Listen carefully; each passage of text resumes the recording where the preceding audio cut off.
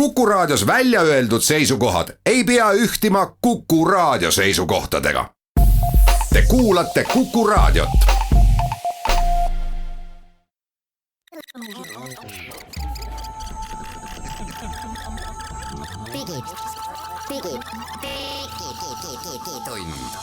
Digitund. Nutikad lahendused ja digitunni toob sinuni Elisa. Tere, head kuulajad, alustab Digitund. Meil on käes 17. veebruar aastal 2020 ja kell on 8:11 läbi, mis tähendab, stuudios on Hans Lõugas, Henrik Roonemaa ja Glen Pilvre. Me räägime põnevatest ja põletavatest teemadest tehnoloogia maailmas. Esiteks sellest, et Samsung on välja lasknud terve rea oma uusi vingeid telefone. Ja siis me räägime sellest, et Samsung lasi veel ühe uue vinge telefoni välja. Vaatame korraks Eesti uudiseid. Meil on Eesti kodanikel ja elanikel on uus võimalus pöörduda internetis abi saamiseks politsei poole, kui arvutiga mingi turvamure. Ühed uued täiesti juhtmevabad kõrvaklapid on väljas, mis kui sa ei ole iPhone'i kasutaja ja ei kasuta AirPodse, siis võib-olla võiks kasutada neid. Me teeme ülevaate. Ja räägime saate teises poolest pikemalt muusikast ja miks digitaalse muusika kõrval on meeletu tung nüüd analoog krabiseva muusika järele. Kus see tuleb ja kuidas seda kuulata, sellest tuleb siis juttu saate teises pooles. Digitund. No nii, alustame siis Samsungi uudistega. Samsung tõi eelmisel nädalal, umbes nii päev pärast meie saate lõppu, väga hästi nad ajastasid selle oma ürituse, välja uued telefonid, mida on siis päris palju kohe. Aga et olla selgust majas hoida, siis S20 on see tähistaja, mida tuleks võtta kui järglast eelmise aasta S10-le. S20 telefoni perekond võiks öelda lausa, eks? Neil on päris palju eri mudeleid. 3 mudelit. Peaaegu nagu ikka võiks öelda. Hakkame nagu astmitest minema on S20, S20 Plus, S20 Ultra. Ja see süsteem ongi natuke sammu võrra muutunud, et eelmise aasta mudelid olid S10e, S10 ja S10 Plus. Millalgi tekkis see Lite ka sinna, aga see on selline keskklassi telefon, et ma seda siia ei võta. Et kui need S10e, 10 ja 10 Plus olid sisult väga sarnased, siis nüüd on mudelid 20, 20 Plus ja 20 Ultra ja see E, mis oli väiksem, seda ei ole. Et S20 ja S10 on väga võrreldavad seal kaalu ja suuruse poolest ja 20 Plus ja 10 Plus on väga võrreldavad ja nüüd juurde on siis tulnud see Ultra, mis ei ole võrreldav üldse mitte millegagi, mis on lihtsalt väga-väga suur. See on nagu automaailmas, need mudelid lähevad aastakäikuda üha suuremaks. Ütleme, pigem on nagu lükatud see vahemik nüüd kõik 3 tükki nagu ülespoole. Ennem oli justkui see keskmine oli see päris või see tavaline. Ja siis sa võisid osta natuke väiksema, mis oli väga käesõbralik või siis natuke suurema. Nüüd juba S20 on tavaline. Nüüd on siis tavaline see, et väiksemad sa enam ei saa. Praegu ei saa, muidugi ei saa välistada, et nad mingi 20e või midagi me jõuame ka selleni, mis siin on Samsungil väiksema voldid kokku. Ja, me oleme siin mitu nädalat neid lekkeid oli ja me oleme siin ka rääkinud ja natuke nalja visanud, et ilmselt on väga igavad telefonid ja mis sealt ikka oodata ja ega nendest ju midagi rääkida ei ole. Ja kui ma sellele kõigele otsa vaatan, siis mingis mõttes see ongi ju nagu tõsi. Et kui numbreid vaadata, disaini vaadata, siis ma ütleks, et on väga korralik selline aastakäigu uuendus. Kes on täna, ma ei tea, S10 kasutaja, mina ei näe praegu küll ühtegi põhjust, miks ta peaks kohe minema oma S10 20 vastu vahetama. Aga me räägime seda Apple'i puhul ka juba aastaid. Muidugi, ega tegelikult vaatan siin ka neid tehnilisi andmeid ja eks see muidugi loomulikult üks asi, millest rääkida ongi võib-olla huvitav, ongi see sama kaamera jälle.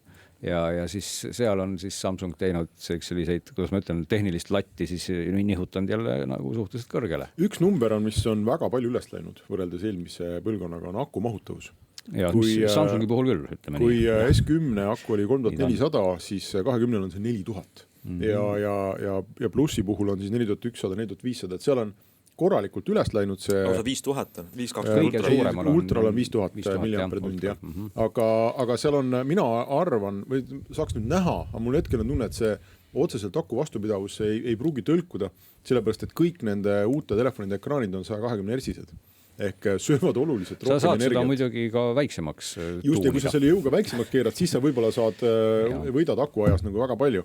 Aga need suuremad akud on kindlasti olnud vajalikud sellepärast, et ekraanid võtavad varasemast rohkem voolu ja see on väga selline debateeritav küsimus, et kas see on nüüd nagu hea asi või kas me õudselt tahtsime seda, et meil oleks raskemad, suuremate akudega telefonid ja sujuvamad ekraanid, aga et see neto tulemus on sinu jaoks nagu sama. No, see on nagu füüsika, et sul on suurema ekraaniga telefon, sinna ekraani taha mahub suurem aku, mis jõuab rohkem energiat anda, aga ta tarbib rohkem energiat, sest ekraani on suurem, nokk kinni, saba lahti. Jällegi ma tahan autodega võrdlust tuua, et autokered lähevad suuremaks, võid rohkem rauda kaasas tassima tee peal, mootorid lähevad suuremaks, aga lõpuks nagu tulemust väga ei ole. Ja kaalu on ju juurde tulnud, et kui S10 oli 157 grammi, eks ole, siis 20 on juba 163, et näed 6 grammikest jälle tuli juurde. See pole väga suur vahe, aga 10 pluss oli 175 grammi, 20 pluss on 186, et seal on juba 11 grammi juures.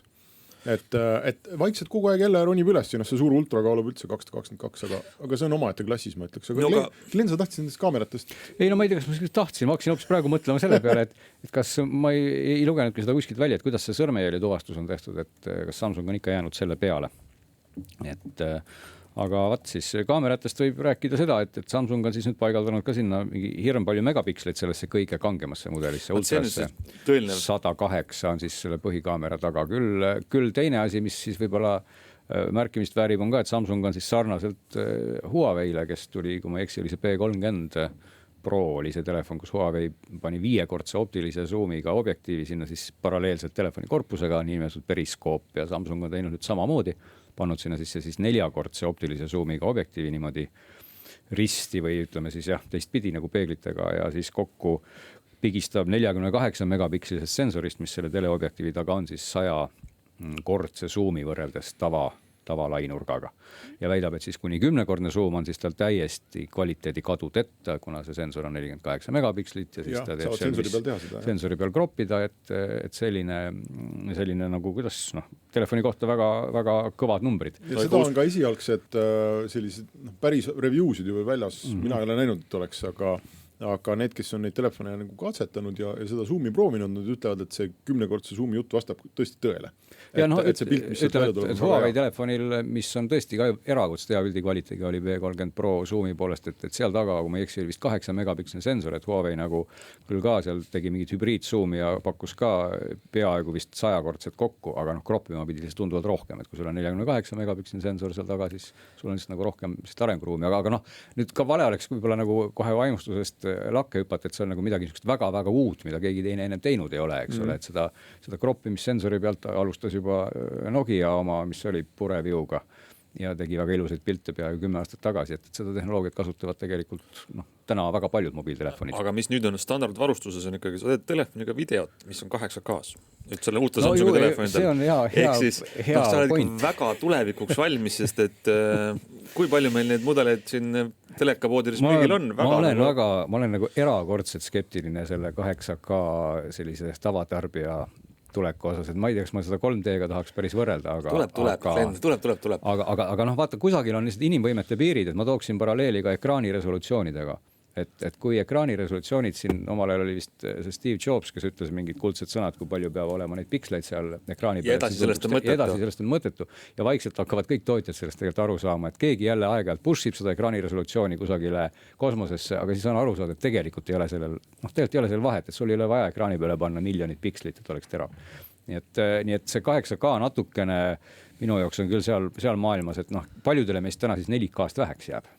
Ja see on huvitav, just eile õhtul istusin oma teleri taha, mõtlesime, et võiks vaadata 4K filmi. Ei, ja me oleme ju, tegelikult kui sa näiteks, mina vaatan Netflixist palju asju. Seal on 4K küll. Aga eile õhtul ma vaatasin sellist kultussarja nagu The IT Crowd, mis on tehtud siis 2006. aastal. Ja istusin oma 65 tollise teleka ees ja tükk aega mõtlesin, midagi on katki.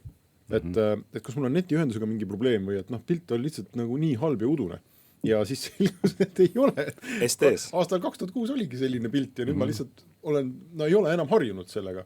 Aga see 4K on väga piisav. Et kui see nüüd 8 peale tõsta, siis minu elu sellest paremaks. Ja küsimus on, et sa ei näe neid piksleid, et seda ju siin me oleme ise oma saadetes korduvalt rääkinud, kui lähedalt sa peaksid, kui suurt ekraani vaatama, et lihtsalt inimesed seda telekat ei vaadata nii lähedalt. 4K on good enough.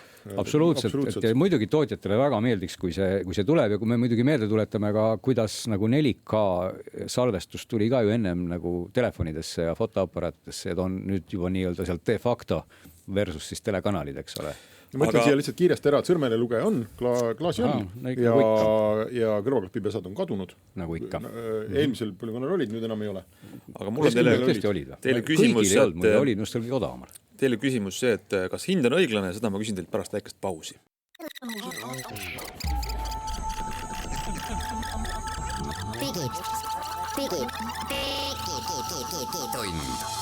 Digitund.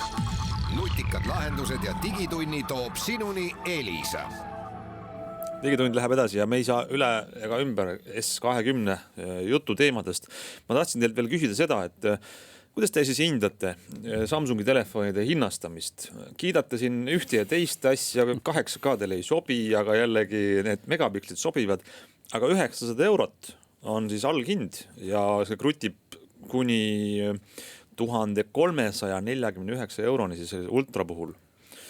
Et kas sellised, arvate, et see on nagu läheb turul peale või? On mõistlik hind või? Ei ole mõistlik ja läheb peale. Liiga vähe või liiga palju? Ma arvan nii, et... See on selline huvitav vaidlus, kui iPhone oli esimene, kes selle 1000 piiri ju murdis. Ja siis see oli nagu hästi suur asi ja mina olen ikkagi niivõrd vist vanakooli inimene, ma olen nii kaua selles sees olnud, et minu jaoks on see psühholoogiliselt raske. Teistpidi öeldakse, ma arvan, et ütleme, tõsi on ju ka see, et telefon on paljude inimeste jaoks kõige tähtsam arvuti. Ja ütleme, et see, et sülearvuti maksab seal 1000 või 1500, et see ei tundu kellelegi imelik on ju, aga see, et telefon maksab, et see tundub, ma ei tea. Aga... jah, ega sinna ei ole mõtet vägagi kinni jääda, aga mina endiselt arvan ka seda, et väga paljud ostjad tegelikult, vähe on neid, kes lähevad, panevad selle raha kohe müraki sinna leti peale ja ostavad telefoni ära. Enamik ikkagi võtavad mingi järelmaksu ja nende jaoks see hind lihtsalt sulab ära, nad natuke maksavad ja nii ongi. No ja hinnalanduse efekt muidugi kehtib ka, et S10e on praegu 500 eurot Eestis ja tavaline S10 on 650 ja S10 Plus on 750 ja sellest ja on ju, ma ütlen poole aasta pärast, kui me neid numbreid vaatame, siis võib juhtuda, et ilmselgelt 1000 mis iganes pluss eurot telefoni eest nagu tundub ju asjast ikka väga kallis, mis sul elab aasta uue mudelini. Ja seda küll, aga minu tundmus jällegi on see, et ikkagi S20 näol on teinud ikkagi nii siukse robustselt tulevikukindla asja, et pigem on seda hinde väärt. Et pigem on selline telefon, mida sa ostad ja sa tead, et see teenib sind veel 2-3 aastat. Aga sellised on olnud ka juba telefonid aasta 2 tagasi, olgem ausad. Ega sa ei saa täna kuidagi öelda, et tippmudelid, mis olid eile ja üleeile, olid kuidagi halvad. Et sa võid rääkida siin paar aastat ja 8K pilti ei ole. Aga sul ei ole seda 120 Hz ekraani. Mul ei ole seda, jah. Okei, aga üks Samsungi telefon, tegelikult tuli veel kõigist neist ka 5G mudelid, aga minu teada need ei ole Eestis müügil. No see vist ei ole, see vist nii põletav teema vist ka täna tavatarbija jaoks veel ei ole. Veel ei ole. Küll aga tuleb Eestisse müügile selline telefon nagu Samsung Galaxy Z Flip. Mis on kahtlemata kõige ikkagi huvitav nendest, midagi ei saa öelda. Mis on siis sellise mõõduga telefon nagu 6,7 tolli on tema ekraan normaalalekus, aga taskusse pannes, läheb poole väiksemaks, sest et klapid voldid kokku. No ilmselt vanemad ja väga vanad inimesed mäletavad sellist telefoni nagu Motorola Razr, mis oli selline kuldne klapiga telefonide ajastu tipptelefon. Kes ostsid telefoni aastal 2006, kui ma ei eksi. 2006 oli see aeg siis, kui Motorola Razr tuli ja muidugi klapiga telefoni teisi, aga see oli selline üks ikoonilisemaid ja muidugi Motorola on ikka täna ju oma Razrist teinud ka sellise puuteekraanilise versiooni, mis küll Eesti regiooni vist väga ametlikku kinnitust ei ole, et see jõuaks, aga Samsungi telefon on siis nagu samasugune telefon nagu Motorola Razr, selle vahega, et ekraan on üle telefoni ja keerad keskelt kokku. Ja Samsung ja teisedki firmad eelmisel aastal juba näitasid neid kokku volditavaid telefone, aga põhjusel või teisel läksid nad kuidagi katki ja kriimustusid ära ja mingi häda oli nendega. Ma pean kohe mainima, ma ei ole seda telefoni Flippi puutunud ega näinud, võib-olla ta siis varsti jõuab ka Eestisse, aga nii palju, kui ma olen nüüd läbi interneti vahendusel tuvastanud, siis see telefon sellele Flipil, see ekraan ei ole eriti vastupidav. No see häda kimbutas ka seda eelmist Samsungi väga kõvasti, et see ekraani pind on plastik tegelikult, ta peab olema plastik. Siin te kolleegid eksite. Samsung väidab, et see on klaas. Väidab, et see on klaas, aga see ei saa olla, jah. Ta on rohkem klaas kui Motorola. Motorola on päris plastik, nii et sa võid sinna küünega ikkagi tõmmata vao sisse. Ja see Samsungi oma on natuke rohkem klaas ja sinna vagu ei tõmba. Küll on internetis väga kuulus video, kus noaga mindi kallale ja läheb katki küll.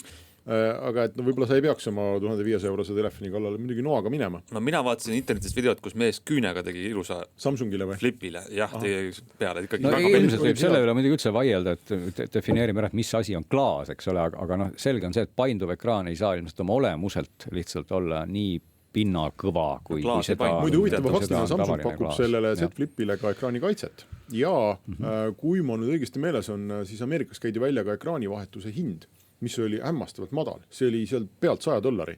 Ma arvan, et Samsung selgelt saab aru, et inimestel on mure ja nad tõenäoliselt on see dumping hind. No tegelikult ikkagi see suund... Ütlevad, et kui midagi juhtub, me vahetame sul $100 eest välja, ära muretse. Et see suund on iseenesest, ma arvan õige, see on palju realistlikum suund kui mingi 8K, et tegelikult kes on ka piisavalt vanad, mäletavad väga hästi, et alates aastatest 2000 edasi hakkasid ju telefonid minema järjest väiksemaks. Et kui sa kerid siin veel rohkem tagasi, olid nad ka suured. Ja tegelikult, kui sa vaatad täna 10 aastat vana telefoni, siis tuleb naer peale heas mõttes, nad olid nagu tikutopsid. Et telefonid läksid mingil hetkel nii jaburalt väikseks ja akud pidasid kaua vastu. Ja et täna on nagu olukord, kus me võtame nagu de facto telefon ongi 7-tollise ekraaniga ja me oleme harjunud seda labidat kaasa võtma. Et kui keegi oleks 10 aastat tagasi annad sulle sellise telefoni olnud, sa 10 aasta pärast tassid sellist arvutit kaasa. Ja see tunduski naljakas. No naljakoht täielik, eks ole, jah. Samsungiga sa muide väga palju ei võida paksuses. No paksuses ilmselt kui need uued S20 on seal 0,8 sentimeetrit paksud, siis see Flip on 1,7 sentimeetrit. Korda kaks. Et Motorola on 1,4, et on natukene õhem. Aga Samsung on ikkagi, võid arvestada, et sul on kaks telefoni taskus, lihtsalt ta on selline ruudukujuline paksem. Aga ta ei ole, ütleme, ekraani, ei ole sul, kuidas ma ütlen, et katki istuda ei ole nii kerge, ta ei ole nii ebamugav. Sa paned ikka 7-tollise telefoni taskusse, tahataskusse, siis... No teeme hüpoteetilise kontrolli. Ütleme, et see Flip maksab Eestis siin €1500. Sest USA-s on siin $1400. Ja teil on nüüd see summa taskus ja vaja ära kulutada ja lähete poodi ja teil on kõrvuti S20 Ultra ja see Flip. See tohutult suur mürakas uus Samsung ja siis kokkuvõidetav. Kumba siis eelistate? See Flip ei ole tõenäoliselt ostmiseks tehtud. Tegelikult siiski on, et sa saad need osta. Ei, sa saad osta, aga nad ei mõtle, eks ole, et igal eestlasel peab see nüüd taskus. Tegemist on esimese põlvkonna seadmega. Mis sa salad, et mina olles ostnud kogu aeg igasuguseid esimese põlvkonna asju, ostaks küll selle Flipi. See väärtus ma tunnen, et ta on täpselt selline asi, et nagu ei raatsi hästi, aga tegelikult nagu tahaks. Ja sellist ägedat tehnoloogiat tuleb ikkagi toetada. Vot selle mõttega läheme vist pausile.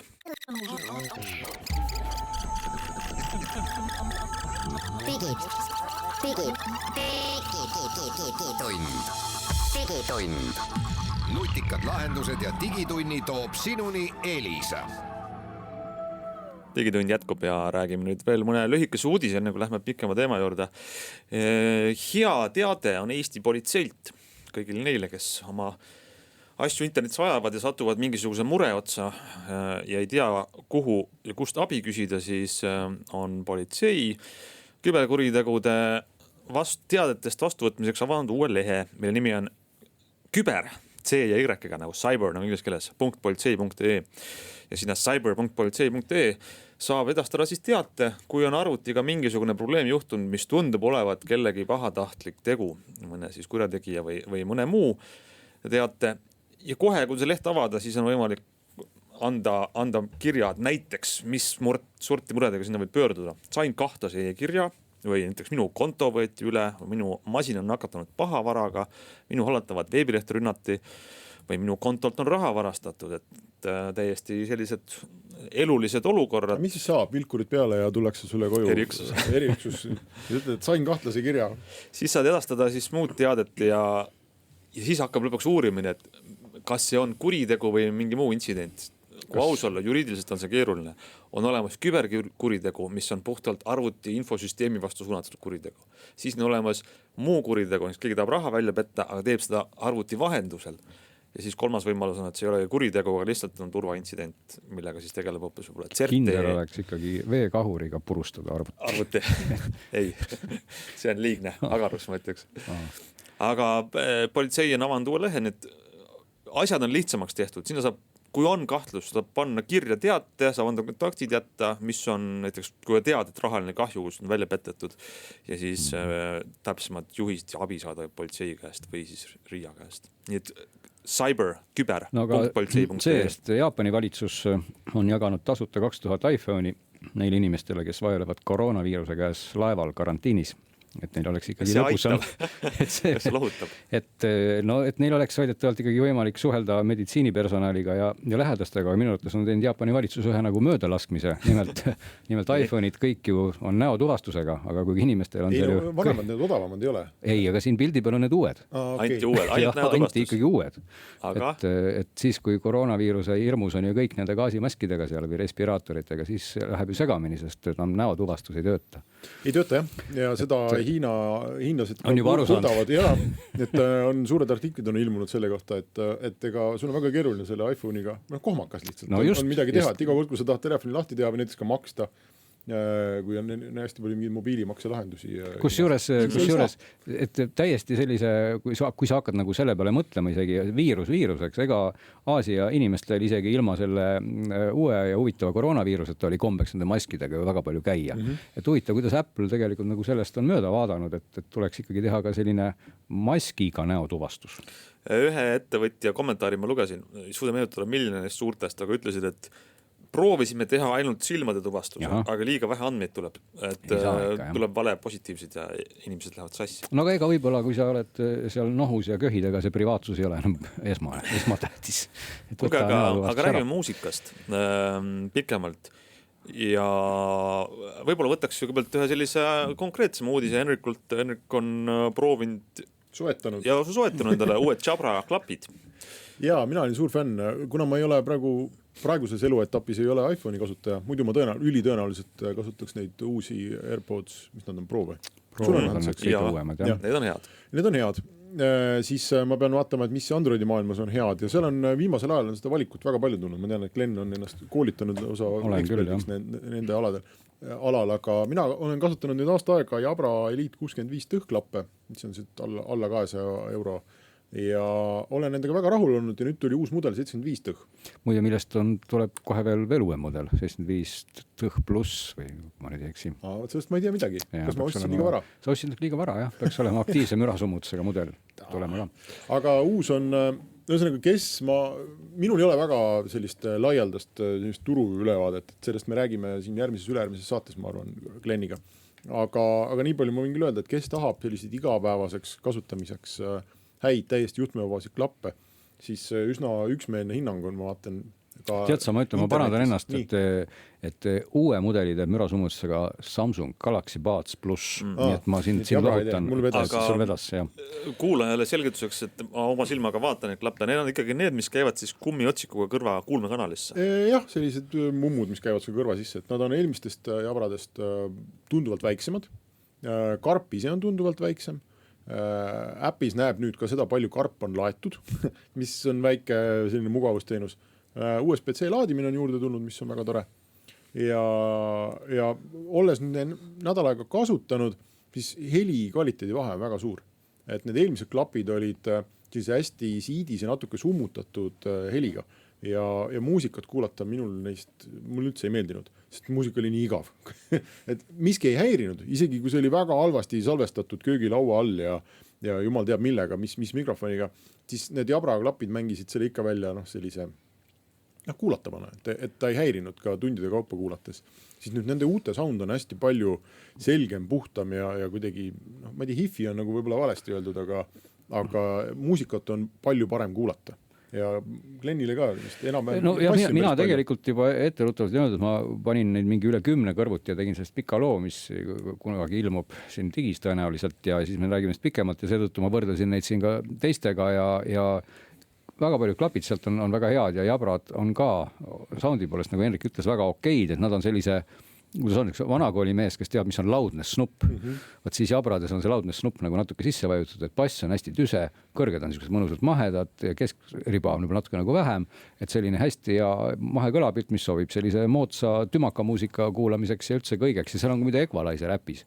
Ja Equalizer on väga okei. Ja muide äpis, mis on väga tore, et kui sulle tundub, et kõik ümbritseva maailm on liiga igav ja vaikne, siis sa võid äpist kohe valida omale mingi rahvasumina ja meremühina ja lennukikohina ja no mürasummutust aktiivselt ei ole. Ja aktiivselt mürasummutust ei ole, küll aga ma ütlen äpis saad aktiivse müra omale valida kõrva. Kui see rahustab sind. Aga on see teistpidi variant, see nii-öelda see müra võimendus, mida täna on päris paljudel, et sa saad siis nagu ütlen, et klapid siis suunavad sulle kõrva välismüra, et sa kuuleks, mis inimesed räägivad, ilma et sa seda kõrvast ära peaks sikutama. Mis on, mina kasutan hästi palju nüüd podcastide kuulamiseks ja seal tuleb selle parema heli miinus tegelikult välja.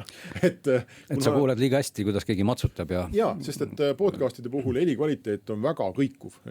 Et on saateid, mis on tehtud profistuudios väga kalli tehnikaga ja kus on heliinsener on vaeva näinud sellega ja on saateid, mis ongi salvestatud köögilaua all ja keegi on üle Skype'i ja keegi on oma läpaka selle välise mikrofoniga või siseheitud mikrofoniga ja seda nad mängivad liiga hästi välja, aga seal see ekku natuke näitab, et kui läheb nagu jamaks, siis saab maha. Jabral muidu uued klapid on V ja mis iganes kindlad spordiklapid on Elite 75T on Active. Jabra Elite 75 Active. Sest need on tavalised Elite 75. Seda 80 eurot, ma vaatasin Euronixis on letis, et igal juhul mina... Jaa, nad on hea komplekt, super. Kus kõik omadused on hästi tasakaalus, ütleme siis nii, et valik ei ole paha. Kuule, Glenn, aga sina oled teinud siin palju eeltööd hoopis teise asjaga, nimelt suurelt plastist siuksed kettad. Need inimesed panevad keerlema ja siis on mingi asi, mis seda puudutab seda ketast ja öeldakse selle kohta vinüülplaat. Ei saa arvata, et see on midagi, me enne vist vaidlasime selle teemal, et sa väitsid, et tänapäevased 30, 40, 50, 60 aastat vana tehnoloogia. No isegi nagu 100 peaaegu. Okei, no näed. Aga ma hakkasin uurima nüüd seda sinu juttu, et vinüülplaadid teevad tohutut tagasitulekut selles mõttes, et mullu juba öeldi, et vinüülplaatide käive ületab CD-plaatide käive. CD-plaatid on ka üsna veidab tehnoloogia. See oligi siis eelmise aasta numbri sees, kui see käibe number väidetavalt Ameerika mingite ühingud andmete järgi läks üle. Aga juba ka tänavu 2020 ma nägin, et mulluse aasta näiteks müügid, vinüülpalvumid teevad rekordit müüki. Seleta meil ära, mis värk on, mis toimub, mis inimestel on, et need plaate ostavad, kui meil on ju olemas digitaalne muusika?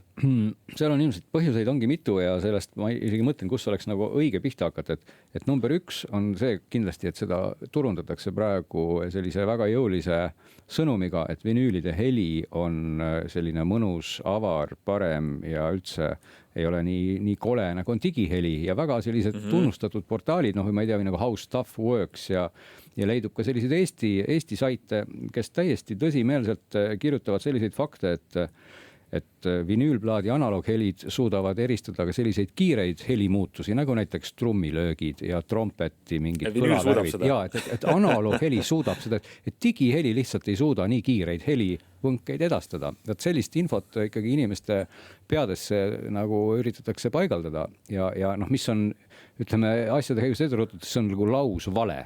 See on täiesti idiootne, aga teistpidi on siin ka natuke sellist tõetera sees, millesse võib-olla tavakuulaja üldse ei süvene ja see on nimelt siis see heli, mis selle plaadi peale pannakse, ehk siis see heli, mis kujul läheb heli täna digimeediumi peale, olgu siis see CD-plaat, streamingu teenus, see stuudiost siis, jah, see nii-öelda, mis siis välja tuleb, ütleme master on selle nagu termin, et see master, mis siis läheb vinüülplaadi peale versus see master, mis täna läheb streamingu teenustesse ja CD-plaadi peale ei ole üks ja sama. Ja et vinüüli peale tehaksegi parem heli. Vinüüli peale tehakse teistsugune heli, jah. See kõlab tõeline vandenõuteooria. Ei, see ei ole, vaata, seal on tegelikult, ma arvan, on reaalne põhjus ka see, et kui sa lased nüüd digiheli välja, siis sa tegelikult valdavalt, ütleme, muusikatootjana või Glenn tegeleb siin masterdamisega. Nii on, jah. Sa pead arvestama, et inimesed tarbivad seda jumal teab kus. See võib olla, nad võivad tarbida seda 100 000 eurosest helisüsteemist oma kodus absoluutses vaikuses või tänaval trammist 15 eurostest klappidest. Aga vinüüliga on suht kindel, et inimene istub seda küll, jah. Ütleme tegelikult siin on nagu põhjus on nagu palju lihtsam, et see nagu on selline võib-olla selline ilus soovmõtlemine praegu tegelikult, nagu sa rääkisid, et loomulikult võib mõelda selle peale, et sa kuuled igalt poolt. Põhjus on tegelikult väga lihtne, et digiheli maailmas on juba aastakümneid toimunud nähtus, mille nimeks on pandud loudness war. Ehk et helivaljuse sõda ja see hakkas see voor või sõda pihta umbes 90ndate keskpaigast, et kui tuli tegelikult CD 80ndate alguses ja keskpaigas, siis oli olukord selline, et vinüülimaster seesama versioon läkski CD peale üks ühele. Et kui sa võtad 80 aastate CD-plaadid, siis need kõlasid täpselt samamoodi nagu vinüülplaadid, ainult nad ei krõbisenud ja kõik oligi väga hästi. Aga see digihelitöötlus hakkas võimaldama siis sellist asja, et heli sai selle CD-plaadi peale panna kõvemini ja kõvem heli on alati parem. Kui inimene läheb koju, ei keera oma võimendi või raadionuppu ja üks lugu on sealt kõvem ja teine lugu on sealt vaiksem, siis see kõvem lugu tundub peale heliliselt parem. Ja seetõttu hakkasid kõik plaadifirmad ja muud muusikaväljaandjad aru saama, et aga teeme järgmise loo kõvema, et tehke see selle CD peal kõvem. Ja on sellised toredad seadmed nagu digitaalsed limiterid või siis piirajad, ma ei tea, kas eesti keelest öelda, millega on võimalik seda nivood siis nagu selle CD peal ajada võimalikult kõvaks ja täna on, või kõva on vale sõna, ütleme valjemaks, kui me oleme siis tehniliselt korrektsemad. Ja mida valjemaks sa selle sõna seal CD peal ajad, seda hullemaks heli läheb. Kuidas seda paremini kuulata, sellest räägime pärast pausi.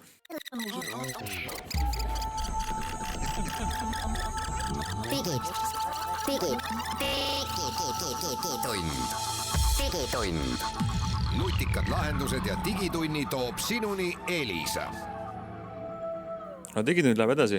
Me jõudsime oma jutuga nii kaugele, et vinüülplaadid on populaarsed, sest et seal ongi nagu teistsugune muusika. Just, ja teistsugune on see heli. Ja see heli on siis erinev just nimelt selle kokku pressimise või valjemaks ajamise arvelt. Ehk et kui tänane CD või digiformaat tuleb välja, siis on muusika selline dünaamiline ulatus mõõdetav seal mõnede detsibellidega, et põhimõtteliselt vaikseid kohti ei ole. Vaikseid kohti nagu ei ole, et kui mingisugune trumm seal kõvasti lööb või keegi teeb kõva häält, siis see piltlikult nagu läheb vastu lage ja siis kõik muu on lükatud selliseks nagu makaroniks, kui kasutada selliseid üldistavaid termineid, siis vinüüli peale pannakse see tunduvalt hingavamana, ehk et seda ei limiteriga nii-öelda vastu lage kandiliseks ei vajutata, et kui sa võtad sama plaadi, kes täna on siis tulnud välja, ütleme siin paljudel artistidel, välismaistel kuulsamatel on nii vinüüli kui CD nagu välja lasked.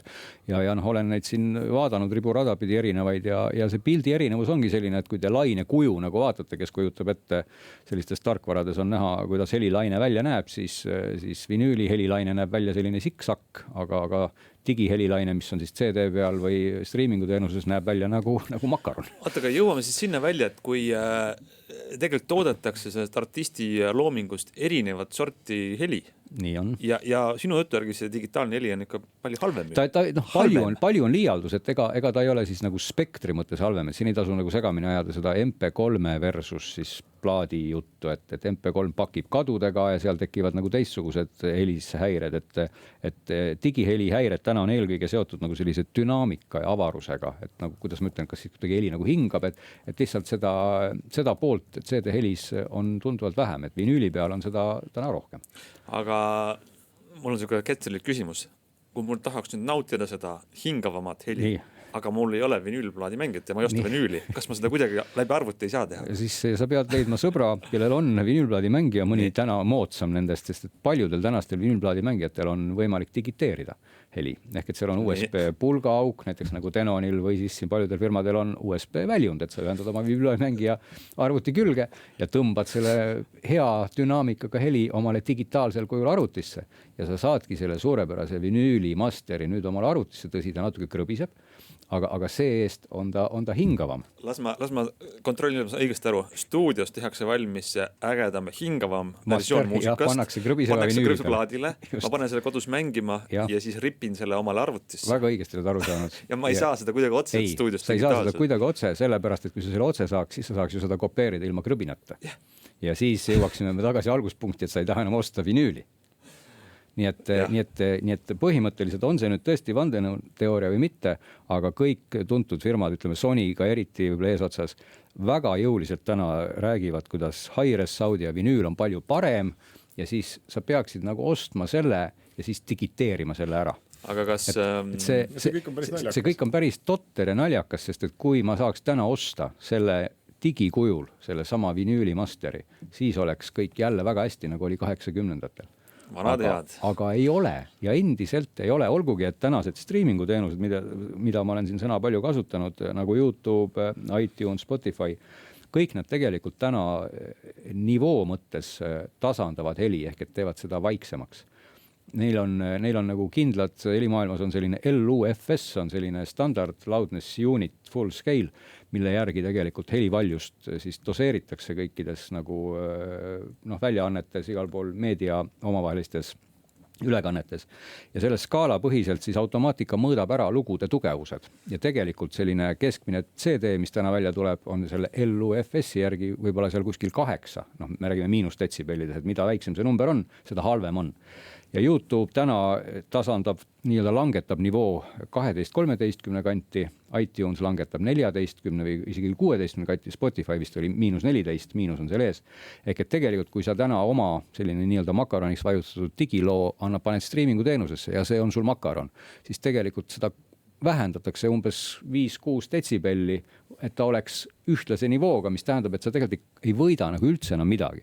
Et kui sa täna streamingu teenusesse paned vaiksema masteri, siis sa saad parema heli, sest et streamingu teenus ei langeta seda. Aga ütle mulle seda, aga endiselt uued väljalasked, mis täna välja tulevad, kõik on nad ikkagi digikujul, on nad vajutatud piltikudes makaroniks. Et kui seda saab ka iga inimene YouTube'is nüüd vaadata, et vajutage parema nupuga klõpsti ja see tuleb statistika nohikutele. Ja kui teha lahti statistika nohikutele, siis YouTube näitab sulle, palju ta on seda heli nivood langetanud. Ja enamik lugudel on see langetatud kõvasti. Aga sa testisid ka, ütleme soovituseks, mis nendes vinüülimängijates toimub? Kas see, et kõik on digiväljundiga uues vinüülimängijad, see on tänapäeval standard või on seal ka erinevuses paremad, kehvemad? No võib-olla üldistuses võiks öelda nii palju, et kõik mängijad, ma võtsime hinnaklassi sellise üsna laia ja siin prooviks ka mõne sellise 4-kohalise hinnaklassi mängija, aga kui sa ikkagi maksad selline suurusjärguna 200, 300, 400 eurost seal kandis, siis ega heli mõttes sa saad üsna korralikud seadmed nagu kõik. Et erinevused pigem nende väga kallite seadmete vahel muutuvad sellise nagu tippspordi nüanssides, et loomulikult paremad helipead on natuke avarama, võib-olla kõlapildiga mängivad seal kõrgeid sageduse rohkem, suuremad alusplaadid klaasist ja kõvast ja sellisest raskest materjalist on nagu ühtlasemad, mootori surin võib-olla tuleb seal odavamatel sisse, päris odavatel, aga nagu sellise üldistusena, et keskmine inimene, kes onu Reemuse jutte tahaks kuulata võib-olla, et võib vabalt osta, aga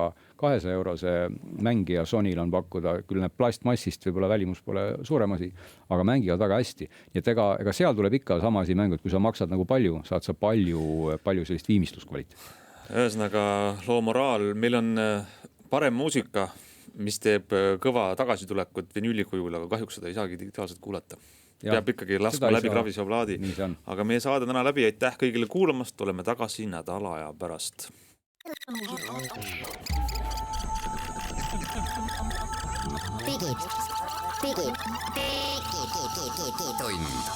Digitund. Nutikad lahendused ja digitunni toob sinuni Elisa.